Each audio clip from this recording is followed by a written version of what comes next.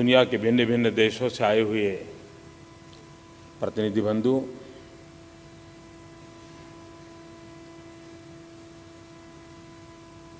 मैं डिपार्टमेंट के सभी साथियों को बधाई देता हूं इस कार्यक्रम की रचना करने के लिए, क्योंकि बहुत वर्षों से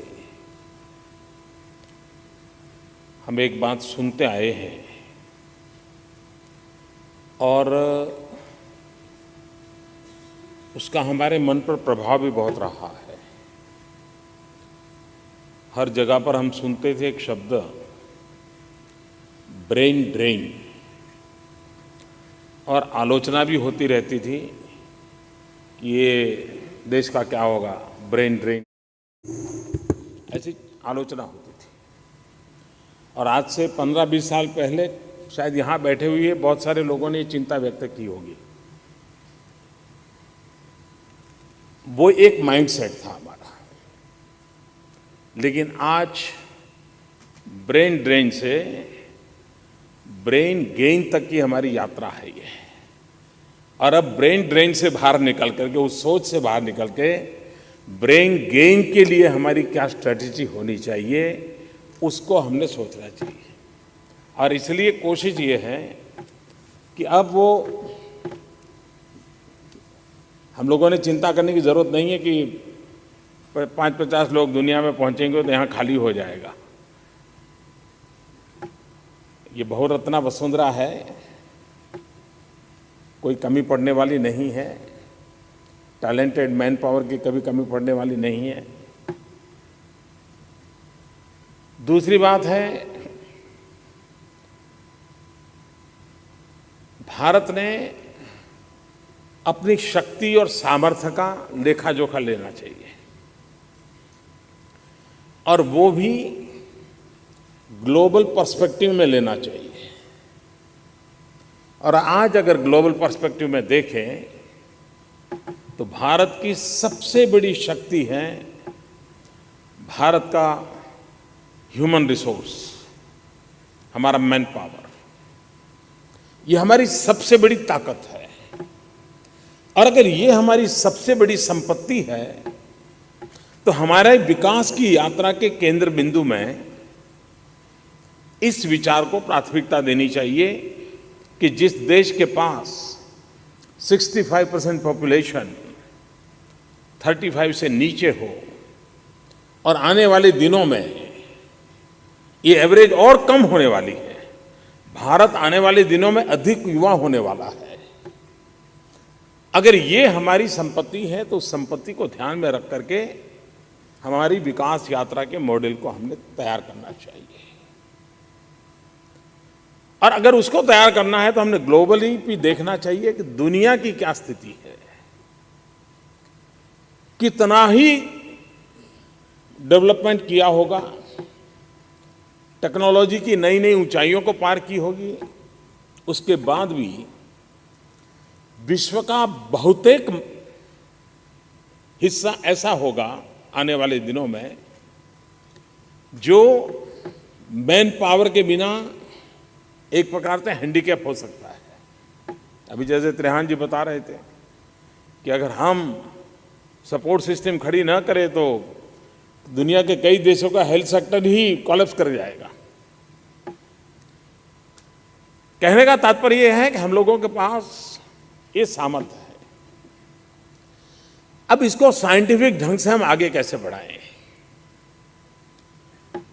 भारत में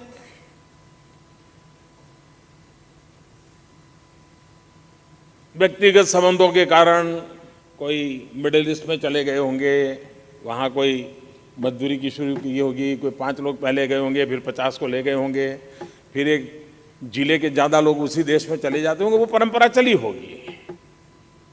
लेकिन इस बात को इंस्टीट्यूशनलाइज करके इस सेक्टर में काम करने वाले सब लोगों का सहयोग लेकर के सरकार के सभी डिपार्टमेंट को भी कोऑर्डिनेट करते हुए एक रोड मैप बना करके उसमें सबका इन्वॉल्वमेंट कैसे हो,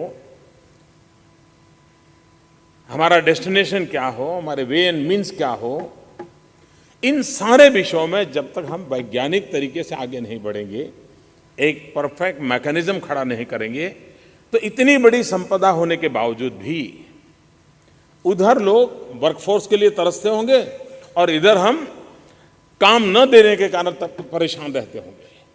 और इसलिए समय रहते हम ग्लोबल रिक्वायरमेंट को ध्यान में रखते हुए अपनी कार्य योजना को करना चाहिए। और उसी दिशा का ये महत्वपूर्ण एक प्रयास है कि जिसमें दुनिया के देश के लोगों से मिले, बैठे, बात करें। सार्क देशों ने विशेष रूप से उसमें योगदान दिया है और मिल बैठकर के हम किसकी क्या आवश्यकता है उसको सोचे समझे और उसकी दिशा में हमारा जाने का प्रयास है। एक तो हमने ये काम करने की भी आवश्यकता है और मैं चाहूँगा उसमें राज्य सरकारें हो सकती हैं, प्राइवेट कंपनियां और इस फील्ड में काम करने वाले लोग भी हो सकते हैं, भारत सरकार भी हो सकती है, सबने मिलकर के काम करना पड़ेगा। हिंदुस्तान में भी हमारे पास जो भी वर्कफोर्स है उसमें भी अलग अलग इलाके की अलग अलग ताकत है, अलग अलग विशेषताएं हैं। जो काम कर्नाटक की तरफ का नौजवान कर सकता होगा, संभव है कि आसाम का नौजवान उस प्रकार से काम नहीं कर पाएगा।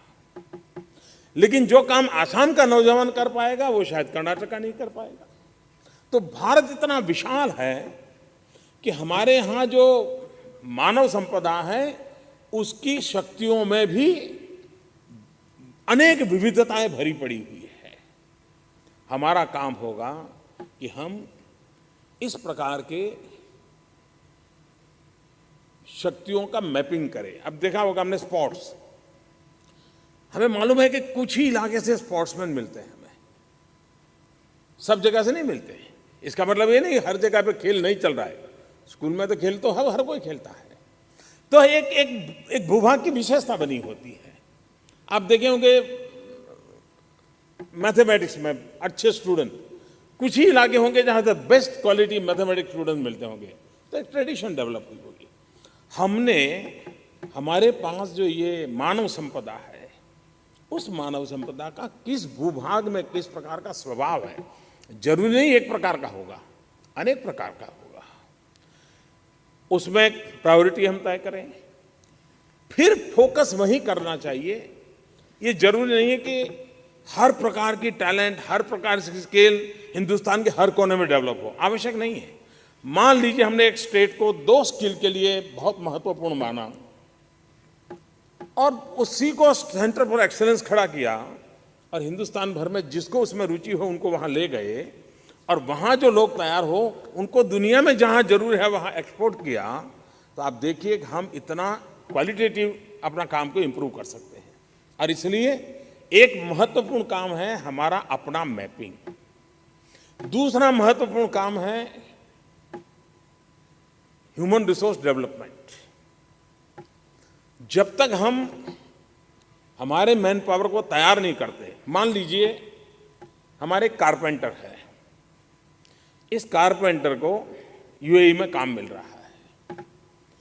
अगर कोई एक यहां छोटी सी भी इंस्टीट्यूट हो, प्राइवेट हो, जैसे कोचिंग क्लासेस चलते हैं, अगर कहीं पर एक कोचिंग क्लासेस कोई चलाता है प्राइवेट अपना, कि भाई 25-25 ऐसे युवकों को जिस देश में जाने वाला है वहाँ की मैनर क्या होती है, खान पान क्या होता है, 5-50 ऐसे वाक्य याद कर ले तो क्या अर्थ होता है। अगर आपने उसको इस प्रकार से भी सॉफ्ट स्किल डेवलप किया तो उसके पास जो रियल स्ट्रेंथ है उसके प्लस सॉफ्ट स्किल हो गई तो उसका वैल्यूएशन कितना हो जाएगा। मान लीजिए आप उसको भेज रहे हैं लेकिन वो देश टेक्नोलॉजिकली एडवांस है, तो हमारी पुरानी पद्धति का तो उसको जो भी आता है, हो सकता है कि उसको वहाँ मकान बनाने के लिए गया लेकिन डिजाइन मिलेगी, ईमेल से आएगी डिजाइन, तो उसको फिर कंप्यूटर रीडिंग आता है कि नहीं आता है, वो डिजाइन को समझ, उसको वैल्यू एडिशन कैसे हो। अगर हम उसके दिशा में हम अगर थोड़ा भी करें, हम आज दुनिया में हमारी नर्सिंग की मांग है, हमारे नर्सिंग रूटीन में हमारे यहाँ जो पढ़ाई होती है वहाँ से जाती है, काम करती हैं और बड़ी प्रतिष्ठा पाई है। लेकिन क्या हम में रिसर्च कर सकते हैं कि और अधिक वैल्यू एडिशन क्या हो सकता है, और कौन सी चीज़ें जोड़ी जा सकती है? उस दिशा में अगर हम प्रयास, मान लीजिए हम तय करें कि भाई इस प्रकार से जाने वालों के लिए हम लैंग्वेज क्लासेस चलाएंगे। इन लैंग्वेज क्लासेस के हमें डबल बेनिफिट हो सकते हैं। हिंदुस्तान में अगर हमें टूरिज्म बढ़ाना है और हमारे पास इस प्रकार के लैंग्वेज क्लासेस हैं, तो कुछ लोग विदेश जाएंगे, लेकिन जो यहाँ रहेंगे वो लैंग्वेज जानते होंगे, तो टूरिस्ट के समय जब जरूरत पड़ेगी हमें वो काम आएगा। एक प्रकार से वो अनेक क्षेत्रों पे काम आ सकता है। मेरा कहने का तात्पर्य है कि जब तक हम विद इन इंडिया हमारी जो ताकत है उसको वैज्ञानिक तरीके से नापना, नाप करके उनको और अधिक डेवलप करना एक आवश्यक काम मुझे लगता है। दूसरा, ग्लोबली भी हमने टारगेट करना चाहिए। हम, भारत को एक लाभ है अंग्रेजी लैंग्वेज का, लेकिन हमने पूरे दुनिया का एक पर से हिसाब किताब है। एक, उन देशों में कुछ चीजें अनिवार्य हैं और ये उनके बस की ताकत नहीं है। किस देश में वो कौन सी चीजें हैं, और अगर हम उसको टारगेट करके उनकी अनिवार्यता, उनकी मुसीबत जो है उसको अगर आइडेंटिफाई करते हैं और फिर हमारे यहाँ काम करते हैं, इमीडिएट आपको मार्केट मिल सकता है। तुरंत उनको रिक्वायरमेंट होगी। अगर मान लीजिए कोई जगह पे पता है कि भाई वहाँ हेल्थ सेक्टर में उनके यहाँ डेवलप संभव ही नहीं, आने वाले 25 साल तक संभव नहीं है, ओके, हम उस देश में हेल्थ सेक्टर के लिए ही फोकस करेंगे। आप देखिए एकदम से आपको काम मिलना शुरू हो जाएगा। इसलिए दुनिया के किस देश में अनिवार्यता है और वहां पर सबसे ज्यादा डेफिशिएंसी हो, उस एरिया में हम हमारे देश में तैयारी करके एंटर कर सकते हैं क्या? उनका भी भला होगा, हमारा भी भला होगा। दूसरा पार्ट है कि वहां एस्टैब्लिश चीजें हैं, लेकिन cost is a problem, workforce is a problem. तो फिर हमारा काम रहता है कि हम उसको एड्रेस करें, और उसको एड्रेस करने के लिए हम किस प्रकार से तैयारी करें। हम जितनी ज़्यादा मात्रा में हमारे मैन पावर को वैल्यू एडिशन करके यहाँ से भेजेंगे और टारगेटेड काम के लिए भेजेंगे, हम बहुत बड़ा कंट्रीब्यूशन ग्लोबल इकोनॉमी भी कर सकते हैं। और ऑफ कोर्स भारत के नौजवानों को रोजगार मिलेगा तो भारत की इकोनॉमी को तो लाभ होना ही होना है और उसका फायदा होगा। कई क्षेत्र ऐसे हैं, जैसे हम कहें टूरिज्म। अब टूरिज्म कहने के बाद सिर्फ ऐसा नहीं कि टूरिस्ट डेस्टिनेशन होता है। टूरिज्म कहने के बाद उसके पीछे अनेक चीजें हैं। इवन फूड हैबिट्स का होगा, सॉफ्ट स्किल का होगा, लैंग्वेज का होगा, गाइड का होगा, इवन आपके कैब के ड्राइवर्स होंगे तो उनकी ट्रेनिंग होगी, 50 चीजें होंगी। हमें अपना टूरिज्म बढ़ाना है तो हमारे देश में भी हमारी सर्विस को कैसे हम क्वालिटेटिवली इंप्रूव करें। क्वालिटेटिव इंप्रूव करने के लिए कौन कौन से हमारे पहलू हो, तो हमारे यहाँ अपने देश की आवश्यकता के लिए भी उस प्रकार की नई 50 इंस्टीट्यूशंस विकसित हो सकती हैं और ये पब्लिक प्राइवेट पार्टनरशिप के मॉडल पे हो सकती हैं और करनी भी चाहिए। हम उसमें बहुत बहुत बड़ी मात्रा में रोल कर सकते हैं। अभी मैं जर्मनी गया था, तो जर्मनी के चांसलर एंजेला मर्केल के साथ ऐसे ही बात हो रही थी। लंच के समय पर जब हम मिले तो और गेस्ट अभी सेट हो रहे थे, मीटिंग शुरू होना बाकी था। तो उन्हें बातों बातों में जब उनको पता चला कि मैं वेजिटेरियन हूँ तो उन्होंने विषय निकाला।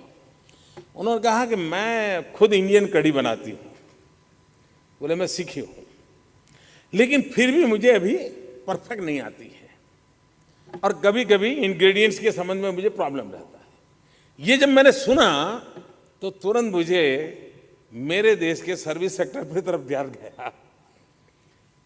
इसका मतलब कि दुनिया में आजकल होलिस्टिक हेल्थ केयर में जब योगा ने ध्यान लिया है, वैसे ही एक हवा चल पड़ी है वेजिटेरियनिज्म की।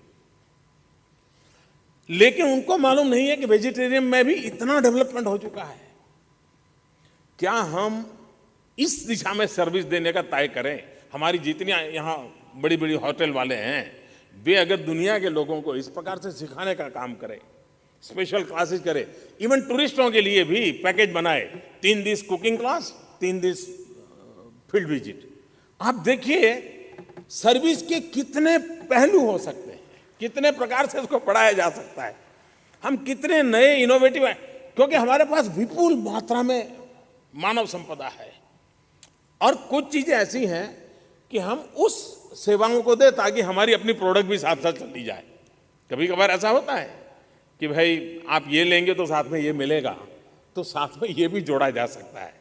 और इसलिए हम सिर्फ आईटी के द्वारा सेवा, ये जो लिमिटेड हमारी सोच बनी है उसमें से हमने बाहर आना चाहिए, इसका दायरा बढ़ाना चाहिए और सिर्फ बहुत ऊंची पढ़े लिखे लोगों ही दुनिया को जरूरत है ऐसा नहीं है, अनेक प्रकार के लोगों की दुनिया को जरूरत है और यह आवश्यकता बढ़ने वाली है। और इसलिए हमने हमारे सेवा के लेयर्स, मल्टीपल लेयर पर सेवा के हमने दायरे पर सोचना होगा। वो अगर हम करते हैं तो हम बहुत लाभ से देश की सेवा करेंगे, दुनिया की भी सेवा करेंगे। कुछ तो हम लोगों ने पुराने जमाने में जो नियम बनाए हैं उस भय से बनाए हुए हैं, कहीं दुनिया आ जाएगी, खा जाएगी। आत्मविश्वास का अभाव रहा क्योंकि बहुत सालों तक हम गुलाम रहे। हमने उस मानसिकता से बाहर आना पड़ेगा। मुझे अभी भी समझ नहीं आ रहा है कि आर्बिट्रेशन हमारे देश में क्यों ना हो, ग्लोबल आर्बिट्रेशन हमारे देश में क्यों ना हो। आर्बिट्रेशन के लिए आज भी हमें लंदन क्यों जाना पड़े? क्या हमारे पास उस प्रकार के चार्टर्ड अकाउंटेंट, उस प्रकार के लॉयर नहीं है? क्या है, लेकिन हमने कानून ऐसे बना के रखे हैं कि हमारा ही, हाँ, और कुछ लोगों को डर लगता है, नहीं नहीं ये यहाँ मत शुरू करो, ये सब दुनिया भर के बड़े बड़े बुद्धिमान वकील यहाँ आ जाएंगे तो सारी हमारा काम नहीं चलेगा। ऐसा नहीं होने वाला है। ये जो सोच किसी जमाने में थी कि टेक्नोलॉजी आएगी तो जॉब चली जाएगी, कंप्यूटर आएगा तो जॉब चली जाएगी, आज हम देख रहे हैं कि टेक्नोलॉजी के कारण जॉब का ग्लोबल स्कोप पैदा हो गया। वक्त बदल चुका है, हमने स्थितियों को विजुलाइज करना चाहिए और हमने भयभीत रहने की जरूरत है। इतना बड़ा 125 करोड़ का देश है, हम दुनिया से दबकर क्यों जीना चाहिए? हम अपनी ताकत खड़ी करें, दुनिया में अपना अस्तित्व हम दिखा सकते हैं। इस मिजाज से हमारी योजना और रचनाएं होनी चाहिए। उसी प्रकार से फाइनेंस का सेक्टर हम देख रहे हैं, अब वाया मॉरिशस आई है, वाया सिंगापुर आई है। हमें डर लगता है कहीं अपने यहां कर लिया तो, क्यों ना करें हम अपनी ताकत को मॉरिशस या सिंगापुर या मलेशिया को क्यों डाइवर्ट करें? हम अपने कानून और नियमों को उस प्रकार से बनाएं ताकि हम इन चीजों को हम भी हजम कर सकें और अपनी व्यवस्थाओं को विकसित कर सकें। उस दिशा में हम काम कर रहे हैं और आने वाले दिनों में देखेंगे आप, हम उन व्यवस्थाओं को विकसित करना चाहते हैं कि जो ग्लोबली भारत को, हाँ, कुछ हमने उसकी सीमाएं भी बांधनी पड़ती हैं, जैसे इंटेलेक्चुअल प्रॉपर्टी राइट। अब हम ग्लोबल पैरामीटर के इंटेलेक्चुअल प्रॉपर्टी राइट की दिशा में काम नहीं करेंगे तो दुनिया हमारे साथ नाता नहीं जोड़ेगा। हम जानते हैं कि हमारी एंटरटेनमेंट इंडस्ट्री बहुत बड़ी ताकत रखती है, सिर्फ हिंदुस्तान में फिल्म बनाने की ताकत रखती है ऐसा नहीं है, लेकिन इंटेलेक्चुअल प्रॉपर्टी राइट में अगर उनको भरोसा दुनिया को हम दे दें, मुझे विश्वास है कि हम ग्लोबली एक बहुत बड़ा डेस्टिनेशन बन सकते हैं उनके अपने क्रिएटिव वर्क के लिए। भारत में क्रिएटिव वर्क के लिए इतना बड़ी संभावनाएं पड़ी हैं। दुनिया में कोई कार बनाए, कार की मैन्युफैक्चरिंग वाला होगा वहां, लेकिन कार में अंदर की सीट की डिजाइन क्या हो वो बनाने की ताकत हिंदुस्तानी में है। और वो ही कार ज्यादा तब बिकेगी इसलिए नहीं कि तुम्हारा मशीन कैसा है, सीट कैसी है, उसके आधार पर कार बिकती है कि भाई बैठना कितना कंफर्टेबल है, उतरना कितना कंफर्टेबल है, और उस काम को करने वाले भी लोग होते हैं। सर्विस, क्रिएटिव सर्विसेज, इसके लिए हमारे पास इतनी संभावनाएं हैं और हम उसका लाभ उठा दें। आज योगा के क्षेत्र में और आईटी, 2 क्षेत्र ऐसे हैं कि जिसने दुनिया में हिंदुस्तान को भी पहुंचाया है और इसके माध्यम से हिंदुस्तान भी पहुंचा है। लेकिन एक विशेषता है, ये दोनों पहुंचे हैं क्योंकि वहां सरकार नहीं है। बड़ी देर लगी आपको, ये इसलिए पहुंचे कि हम नहीं वहां, क्योंकि सरकार का माइंडसेट ऐसा बना हुआ है सालों से। ये हिंदुस्तान के 20, 22, 24 साल के नौजवान हैं जिन्होंने दुनिया में आईटी के माध्यम से भारत की पहचान खड़ी कर दी है, ताकत के रूप में पहचान बना दी है। उसी प्रकार से दुनिया का मानव जो कि स्ट्रेस के कारण परेशान है, फ्रस्ट्रेशन से जी रहा है, बहुत कुछ पाने के बाद भी संतोष अनुभव नहीं कर रहा है, तो ढूंढता ढूंढता आया, वो योग उठा के ले गया। कोई आकर के ले गया, कोई जाकर के दे आया। ये दो रूट से हमारा हुआ है।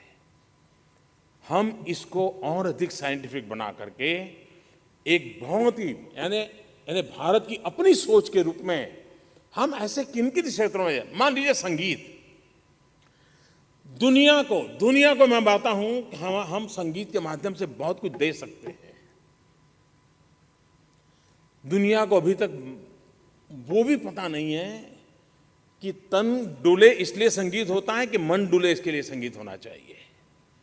ज्यादातर परिचय यही है कि संगीत यानी तन डुले, संगीत से मन डुलना चाहिए। और ये ताकत हिंदुस्तान में है, ये ताकत हिंदुस्तान में है। ये देश है कि किस प्रहर में कौन सा राग हो, किस बीमारी में कौन सा राग हो, बालक अवस्था है तो कौन सा राग हो, निवृत्त अवस्था हो तो कौन सा राग हो, यहां तक जहां वैज्ञानिक काम हुआ हो, क्या दुनिया को हम ये सेवा नहीं दे सकते? फिर से एक बार गुरु शिष्य परंपरा रिवाइव हो और मान लीजिए हिंदुस्तान में 1000 अच्छे सितार वादक हैं और एक दुनिया की 1000 शिष्य उनके यहां आ जाएं, उनके यहां रहे, सितार सीखे, साल भर का अपना गुरु दक्षिणा दें और वापस चले जाए। क्या भारत का संगीत की दुनिया में जिसने साधना की है उसको कभी भूखे रहने की नौबत आएगी क्या? कभी नहीं आएगी। और जो यहां से सीख के गया वो सिर्फ सितार ही सीख के जाएगा कि पूरा हिंदुस्तान लेकर के जाएगा? हिंदुस्तान अपने आप पहुंच जाएगा कि नहीं पहुंच जाएगा? हमारी सर्विस सेक्टर की ताकत यह है कि विश्व में हमें अपने आप को पहुंचाने का एक बहुत बड़ा अवसर हमारे सामने आया है। सिर्फ विश्व की सेवा करेंगे ऐसा नहीं, विश्व को अपना बनाने की ताकत हमारे में आई है और समय समय पर इस देश ने किया है। मैं भी फ्रांस गया था। फ्रांस में मैं युद्ध स्मारक पर श्रद्धांजलि देने के लिए गया था।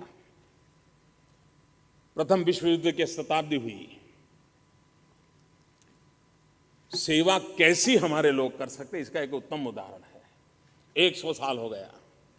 प्रथम विश्व युद्ध में करीब 14 लाख हिंदुस्तान के जवानों ने किसी और के लिए लड़ाई लड़ी थी, अपने लिए नहीं, हमारी जमीन को बढ़ाने के लिए नहीं, हम मर रहे थे इसलिए बचने के लिए नहीं, किसी और के लिए। और करीब करीब 75,000 लोगों ने शहादत की थी। मैं मानता हूं दुनिया समझे किसी भी प्रकार की सेवा यानी अपना जीवन आहूत कर देने तक की सेवा देना इस देश ने करके दिखाया है। अगर उसने किसी की रक्षा के लिए जान अपनी लेकर के दिखाया है तो जीवन बनाने के लिए हमारे डॉक्टरों ने दुनिया में जाकर के अपने कर्तव्य दिखाया है। और इसलिए मैं कहता हूं कि हम इस क्षेत्र को सीमित न माने। ये बहुत बड़ी मानवता की सेवा है, ये बहुत बड़ी देश की सेवा है। उसको, हमारी ताकत को हम जल्दी पहचाने, हम अपनी ताकत को ढूंढें, उसको हम ग्लोबली रिक्वायरमेंट के अनुसार वैल्यू एडिशन करें, दुनिया की रिक्वायरमेंट का हम मैपिंग करें। और हम कर सकते हैं। 2025 में किस देश को किस किस जरूरत पड़ेगी हम कर सकते हैं। आज इतनी सारी चीजें हो सकती हैं और उस प्रकार से हम तैयार करें। मुझे विश्वास है कि सेवा के क्षेत्र में हम इन कामों को करेंगे तो जरूर ही भारत अपनी एक जगह बना सकता है। सरकार में जो नियमों को बदलना होगा उसको भी बदलते हुए इन कामों को करना चाहिए।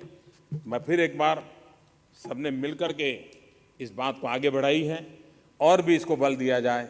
सरकार में भी इस बदले हुए ब्रेन ड्रेन के जमाने को छोड़ करके ब्रेन गेन की दिशा में हम अपनी योजनाओं को केंद्रित करें। इसी अपेक्षा के साथ बहुत बहुत शुभकामनाएं। धन्यवाद। पहले माननीय मुख्यमंत्री जी, आप 45 मिनट से अगर आप देख रहे हैं किसी की जान जा रही है तो आप अपना भाषण देते जाओगे, आपके साथी अपना भाषण देते जाएंगे। आपके पास हजारों लोग हैं तो आप क्यों नहीं उतर के भेज दो कि मैं भाषण नहीं करूंगा, उसको लेके पहले उसको उतारेंगे।